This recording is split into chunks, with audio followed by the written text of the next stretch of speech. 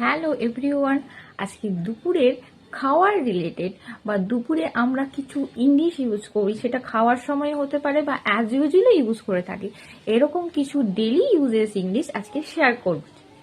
At first, দুপুরের খাবার দেয়া হয়েছে, হাত মুখ ধুয়ে নাও। এর ইংলিশ কি হবে?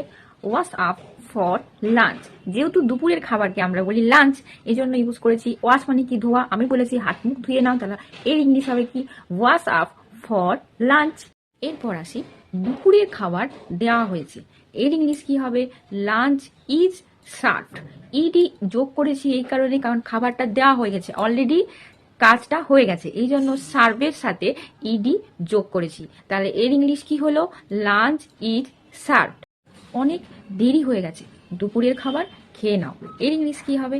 It's too late, take your lunch. It's too late, take your lunch. একটু ঘুমিয়ে নাও, টেক আ ন্যাপ।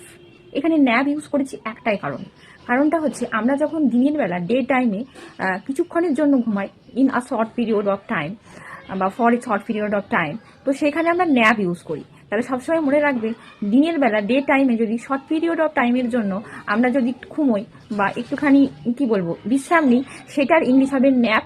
এখানে যখন বলেছি একটুখানি ঘুমিয়ে নাও, তাহলে এর ইংলিশ হবে টেক আ ন্যাপ। সবাইকে শুভ দুপুর।